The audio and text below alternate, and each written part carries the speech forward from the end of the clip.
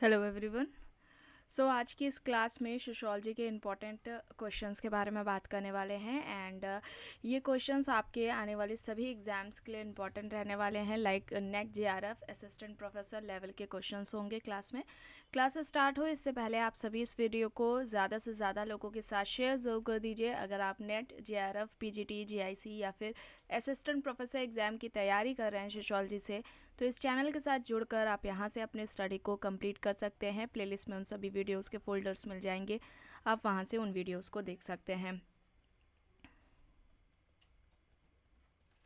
प्रश्न है, street corner society शीर्षक पुस्तक शोध की किस विधि पर आधारित है? ऑप्शंस दिए गए हैं, साक्षात्कार अनुसूची, सहभागी अवलोकन, अंतर्वस्तु विश्लेषण, प्रश्नावली। यहाँ पर राइट आंसर क्या हो जाएगा?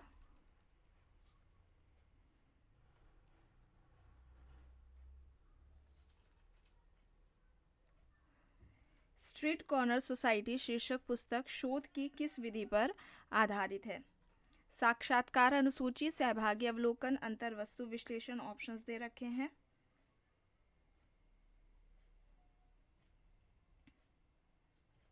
राइट आंसर यहाँ पर हो जाएगा ऑप्शन बी, सहभागी अवलोकन। ठीक है, सहभागी अवलोकन ऑप्शन बी यहाँ पर राइट आंसर होगा। प्रश्न है, निम्न में से किसने सहभागी अवलोकन विधि और औपचारिक व्यक्तिगत साक्षात्कार विधि का प्रयोग करते हुए आय, व्यवसाय, निवास स्थान आदि तथ्यों के आधार पर सर्वप्रथम गरीबी की अवधारणा प्रस्तुत की? यहाँ पर देखिए, ध्यान दीजिएगा, सबसे पहले गरीबी की अवधारणा की बात हो रही है। सहभागी अवलोकन विधि और साथ में औपचारिक व्यक्तिगत साक्षात्कार विधि का प्रयोग करते हुए आय, व्यवसाय, निवास स्थान आदि तथ्यों के आधार पर सबसे पहले गरीबी की अवधारणा इनमें से किसने दी थी? ऑप्शंस में है Karl Marx, Smith, John Howard, Charles Booth. यहाँ पर सही क्या होगा? Karl Marx, Smith, John Howard, Charles Booth options दिए गए हैं। राइट आंसर हो जाएगा चार्ल्स बूथ। ठीक है, चार्ल्स बूथ ऑप्शन डी यहाँ पर राइट होगा। प्रश्न है, मैक्स वेबर ने प्रोटेस्टेंट आचार व्यवहार के अपने अध्ययन में किस पद्धति का प्रयोग किया है? सर्वेक्षण विधि, प्रत्यक्ष साक्षात्कार, अवलोकन पद्धति या फिर इनमें से कोई नहीं? राइट आंसर क्या होगा यहाँ पर?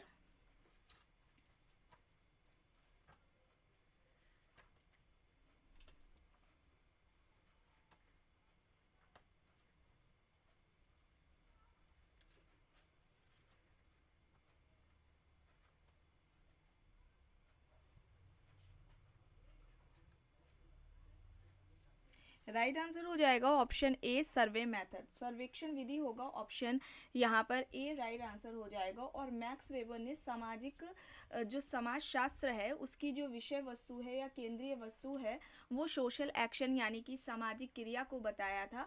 और सामाजिक क्रिया के अध्ययन के लिए इन्होंने दो पद्धतियों की बात भी की थी। ये दो पद्धतियाँ हैं, एक तो वेस्टर्न है यानी कि जिसे हिंदी में व्याख्यात्मक बोध या व्याख्यात्मक समझ कहा जाता है, और दूसरा है आइडियल टाइप यानी कि आदर्श प्रारूप।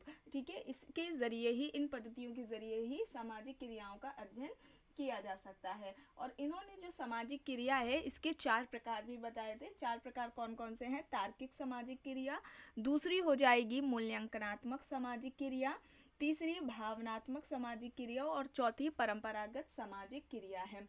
ठीक है, और इन्होंने जो सोशल एक्शन है इसकी बात अपनी किस पुस्तक में की थी? तो बुक का नाम है the theory of social and economic organisation. The theory of social and economic organisation, इस पुस्तक में मैक्स वेबर ने सोशल एक्शन की बात की हुई है। ठीक है, चलिए आगे देखते हैं। किसके अनुसार वैयक्तिक अध्ययन विधि गुणात्मक विश्लेषण का एक रूप है जिसके द्वारा एक व्यक्ति, एक घटना या एक संस्था का अत्यधिक सतर्कता से सर्वज्ञ अध्ययन किया जा सकता है? P V Young, Biesanz and Biesanz, Charles Booth या फिर इनमें से कोई नहीं?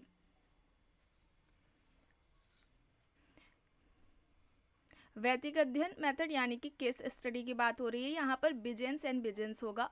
ऑप्शन बी यहाँ पर राइट आंसर होगा। प्रश्न है, संस्कृति मूल्यांकनों तथा शैलियों में अपनी अभिव्यक्ति करते हुए जीवन को कहा जाता है?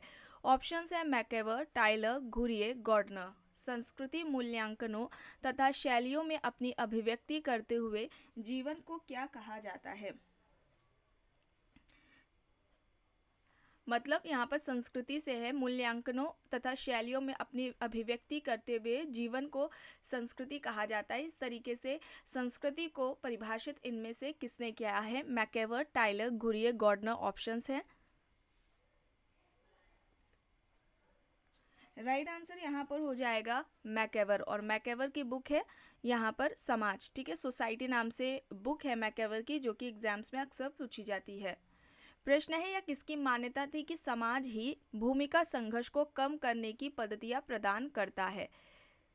Spencer, Merton, Auguste Comte, Sorokin options हैं।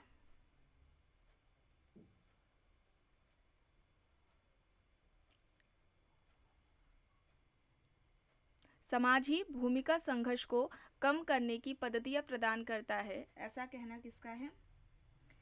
रॉबर्ट किंग मर्टन का है। ऑप्शन बी यहाँ पर राइट होगा। और जो रोल कॉन्फ्लिक्ट है यानी कि भूमिका संघर्ष की अवधारणा है वो भी मर्टन ने ही दी हुई है।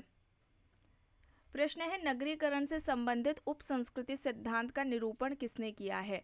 ये जो उप संस्कृति सिद्धांत है ये नगरीकरण से संबंधित है, इनमें से किसने दिया है? ऑप्शंस में फिशर है, बर्गेस है, वर्थ है, गॉल्पिन है। तो नगरीकरण से संबंधित उप संस्कृति का सिद्धांत फिशर का है। ऑप्शन ए यहाँ पर राइट होगा। प्रश्न है, पारिवारिक विघटन के लिए प्राथमिक और द्वितीयक तनावों को किसने उत्तरदायी माना है? Kingsley Davis, Elliott and Merrill, Sutherland, Mowrer options है। एंड सोशल डिसऑर्गेनाइजेशन यानी कि जो सामाजिक विघटन है, इस टॉपिक को कंप्लीट कराया जा चुका है। प्लेलिस्ट में आपको फोल्डर मिल जाएगा, आप वहां से उन वीडियोस को देख सकते हैं। जितने भी चैनल से नए लोग जुड़ रहे हैं वे सभी प्लेलिस्ट चैनल की ज़रूर चेक कर लीजिए। अभी यहाँ पर इस चैनल पर जितने भी टॉपिक्स को कंप्लीट कराया गया है उन सभी का प्लेलिस्ट में फोल्डर बना दिया गया है, आप वहाँ से उन टॉपिक्स को देख सकते हैं। और जितने भी एग्जाम से सभी को ध्यान में रखते हुए क्लासेस ली गई हैं।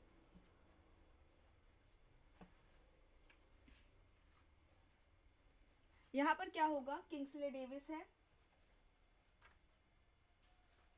इलियट एंड मेरेल है, सदरलैंड है और मावरर ऑप्शंस में है।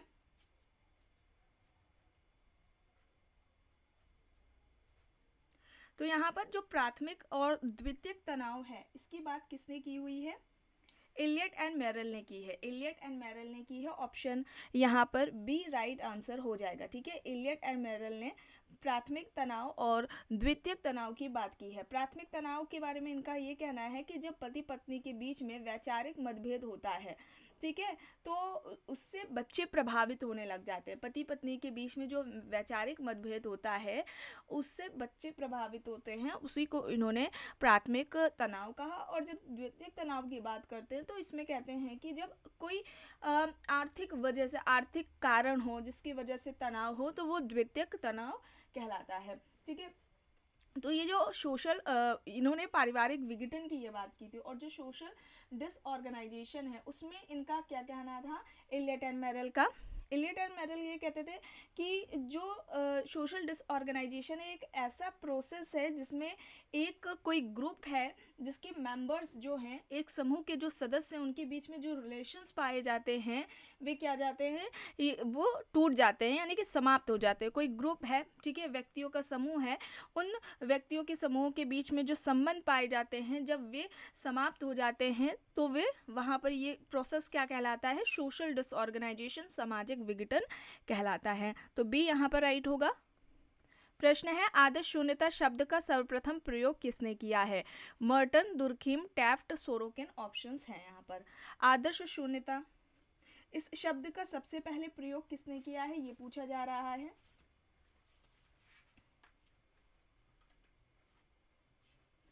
Merton, Durkheim, Taft, Sorokin options दिए गए हैं। यहाँ पर राइट आंसर क्या होगा?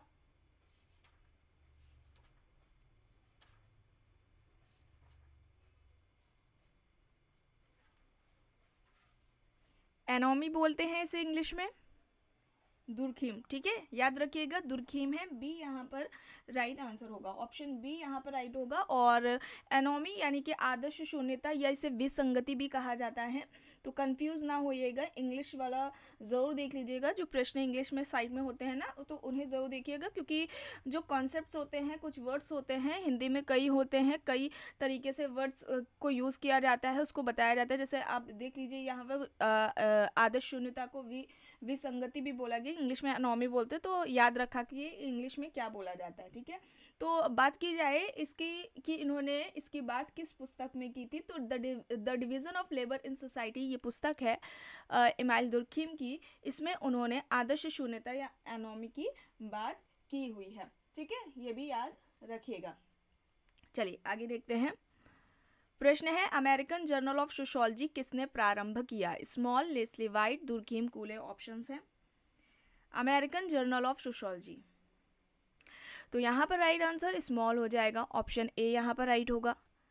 प्रश्न है समाज एवं सावयव तथा सामाजिक एवं सावयवी वृद्धि के मध्य समानता को किसने प्रतिपादित किया है? Herbert Spencer, Tylor, Durkheim, Majumdar, options है। समाज एवं सावयव तथा सामाजिक एवं सावयवी वृद्धि के मध्य समानता को किसने प्रतिपादित किया है? Herbert Spencer, Tylor, Durkheim, Majumdar, options हैं। राइट आंसर हर्बर्ट स्पेंसर होगा, ठीक है, हर्बर्ट स्पेंसर यहाँ पर राइट आंसर होगा। हर्बर्ट स्पेंसर को सामाजिक डार्विनवाद कहा जाता है, ठीक है, सामाजिक डार्विनवादी किसे कहा जाता है? हर्बर्ट स्पेंसर को कहा जाता है। इन्होंने सामाजिक उद्विकास का सिद्धांत दिया था, सावयवी सिद्धांत इस तरीके से भी पूछा जाता है, किसने दिया है? तो याद रखिएगा हर्बर्ट स्पेंसर ही है। इसके अलावा इन्होंने कहा था कि समाज का सरलता से जटिलता की ओर विकास होता है, ठीक है, समाज का सरलता से जटिलता की ओर विकास होता है। और समाज के दो प्रकार भी बताए थे, पहला सैनिक समाज या शिकारी समाज, ठीक है, सैनिक समाज या शिकारी समाज, और दूसरा जो समाज था उसको औद्योगिक समाज बताया था इन्होंने, ठीक है, तो ऐसे भी याद रखिएगा, प्रश्न कुछ इस तरीके से भी पूछे जाते हैं। प्रश्न है किसका सामाजिक स्थिरीकरण का सिद्धांत तीन व्यवस्थाओं आर्थिक, सामाजिक एवं राजनीतिक को समाहित करने वाला कहा जाता है? Max Weber, Kingsley Davis, Karl Marx, Sorokin, options है यहाँ पर। राइट आंसर क्या होगा यहाँ पर?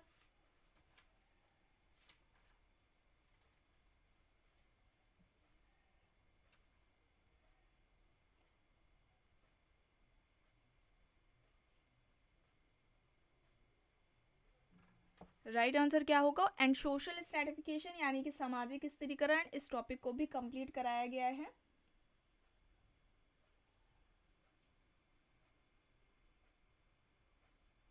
और इनके सामाजिक स्थिरीकरण सिद्धांत को शक्ति सिद्धांत भी कहा जाता है।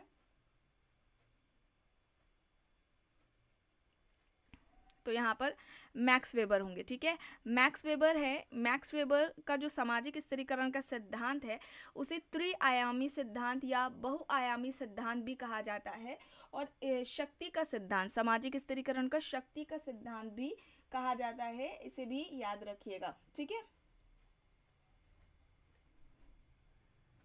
प्रश्न है बुक्स दी गई हैं, household dimensions of family in India, marriage and family in India, urbanisation and family change, some aspects of family in India. बताइए, बुक्स वाली जब क्लासेस हुई अभी इधर ली गई है, सॉरी, फैमिली से रिलेटेड इस टॉपिक को जब कंप्लीट कराया गया है तो ये सारी बुक्स उसमें बताई गई हैं। एंड ये जो सारी बुक्स हैं जो सोशोलॉजी की इम्पॉर्टेंट बुक्स हैं सभी एग्जाम्स के लिए, उनको पहले ही कंप्लीट कराया जा चुका है। प्लेलिस्ट में आपको इसका भी फोल्डर मिल जाएगा। यहाँ पर क्या होगा? ऑप्शन ए यहाँ पर राइट होगा। Some aspects of family in India, ये आईपी देसाई की हो जाएगी, ठीक है। इसके अलावा household dimensions of family in India, ये एम शाह की हो जाएगी। और फिर आती है के एम कपाड़िया की book marriage and family in India, ये हो जाएगी। और एम एस गोरे की अर्बनाइजेशन एंड फैमिली चेंज हो जाएगी। ऑप्शन ए यहाँ पर राइट होगा। प्रश्न है मैक्स वेबर की भांति व्याख्यात्मक समाजशास्त्र को प्रतिपादित करने वाला विद्वान निम्न में से कौन है? Peter ब्लाउ, Mead, Berger, Schutz, options हैं।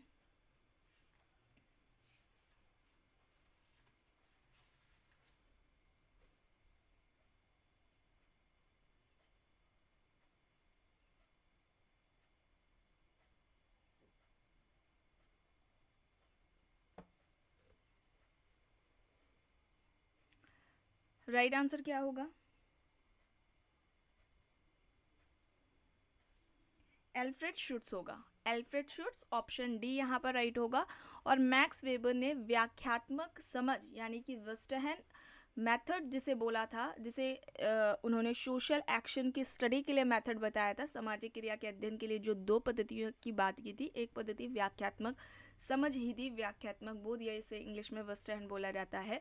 इसे किस पुस्तक में इसकी बात की थी? तो बुक का नाम क्या है? The theory of social and economic organisation. ठीक है, the theory of social and economic organisation, इसी पुस्तक में उन्होंने सोशल एक्शन की बात की और वेस्टर्न मेथड की भी बात की है। प्रश्न है लघु समुदाय की अवधारणा का उपयोग एवं परीक्षण भारतीय समाज के अध्ययन में किसने किया? प्रश्न को ध्यान से देखिएगा। लघु समुदाय की अवधारणा का उपयोग और परीक्षण भारतीय समाज के अध्ययन में पूछा जा रहा है, किसने किया है? S C. Dube, M N. Srinivas, B R. Chauhan, Yogesh Atal. Options हैं। राइट क्या होगा? लिटिल कम्युनिटी का ये जो कॉन्सेप्ट है वो है किसका? रॉबर्ट रेडफील्ड का है। रॉबर्ट रेडफील्ड ने लघु समुदाय की अवधारणा दी थी। प्रश्न इस तरीके से डायरेक्टली पूछ लिया जाता है। इसके अलावा लघु समुदाय की विशेषताएं या लक्षणों से भी संबंधित प्रश्न पूछता है। एक स्टेटमेंट होता है कि लघु समुदाय जन्म से लेकर मृत्यु तक का प्रबंधन है। ये कथन किसका है? तो रॉबर्ट रेडफील्ड ने ही कहा। गांव को लघु समुदाय का उदाहरण किसने माना है? तो रॉबर्ट रेडफील्ड है। ठीक है, इस तरीके से प्रश्न पूछा जाता है। और यहाँ पर राइट आंसर बी.आर. चौहान होगा। ब्रजराज चौहान, बी.आर. चौहान का पूरा नाम क्या है? ब्रजराज चौहान है। ऑप्शन सी यहाँ पर राइट होगा। प्रश्न है the theory of social and economic organisation पुस्तक किसने लिखी जिसका जर्मन भाषा से अंग्रेजी में अनुवाद किया गया है? ऑप्शंस है Max Weber, Karl Marx, F Engels, Karl Popper. बताइए, the theory of social and economic organisation किसकी है जिसका जर्मन भाषा से अंग्रेजी में अनुवाद किया गया है? तो राइट आंसर क्या होगा? मैक्स वेबर होगा। अभी आपको बताया है ना, मैक्स वेबर ने अपनी इस पुस्तक में सोशल एक्शन यानी कि सामाजिक क्रिया की बात की है और व्याख्यात्मक जो समझ या व्याख्यात्मक बोध या जिसे वेस्टहन मेथड बोला जाता है, इसकी बात की है इन्होंने इस पुस्तक में। तो ऑप्शन ए यहाँ पर राइट होगा। अब यहाँ पर बताइए, आदर्शहीनता, धार्मिक उन्माद, अवयस्कों द्वारा अपराध और मादक पदार्थों का सेवन से संबंधित सही क्या है? ऑप्शन मिलान करके बताइए, सही विकल्प कौन सा होगा यहाँ पर?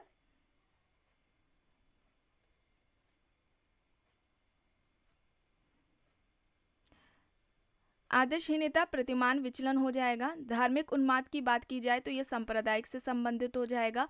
अवयस्कों द्वारा अपराध जो होता है वो किस में आएगा? बाल अपराध में। और मादक पदार्थों का सेवन नशाखोरी से आ जाएगा। ठीक है, तो यहाँ पर ऑप्शन बी राइट आंसर होगा। सामाजिक स्व, जनरीतियां, समुदाय, संस्था, बताइए सही क्या है? सामाजिक स्व की जो सेल्फ की जो अवधारणा है वो किसकी है?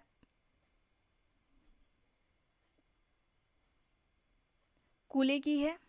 ठीक है, जनरीतियों की बात समनर ने की है। कम्युनिटी की बात की जाए तो यहाँ पर विलेज हो जाएगा गांव, और संस्था से हो जाएगा, एक सेकेंड, संस्था से हो जाएगा विवाह। ठीक है, तो यहाँ पर ऑप्शन राइट होगा बी यहाँ पर राइट होगा। प्रश्न है भारत के संविधान में निम्न में से कौन सा संशोधन निजी शिक्षण संस्थाओं में सामाजिक एवं शैक्षणिक पिछड़े वर्गों को आरक्षण प्रदान करने से संबंध है? कौन सा संविधान संशोधन है यहाँ पर? 103 है, 104, 105 या 107? आर्टिकल नहीं पूछा जा रहा है, संशोधन पूछा जा रहा है। तो 104वां संशोधन होगा। ऑप्शन बी यहाँ पर राइट आंसर होगा। प्रश्न है जाति का सार तत्व क्या है? जजमानी व्यवस्था, एक पदक्रम में अनुवांशिकीय समूहों की क्रमबद्ध व्यवस्था, समूहों के मध्य विभेद, उच्च परिस्थिति समूहों में प्रवेश का निर्धारक। जाति का सार तत्व क्या है? और जाति व्यवस्था का सबसे पहले व्यवस्थित तरीके से जो अध्ययन है, वर्णन है, किसने किया है? जी.एस. घुरिये ने किया है अपनी book caste, class and occupation में। प्रश्न पूछा जाता है इस तरीके से, इसे याद रखिएगा। और यहाँ पर सही होगा एक पद क्रम में अनुवांशिकीय समूहों की क्रमबद्ध व्यवस्था। ऑप्शन बी यहाँ पर राइट होगा। नेक्स्ट है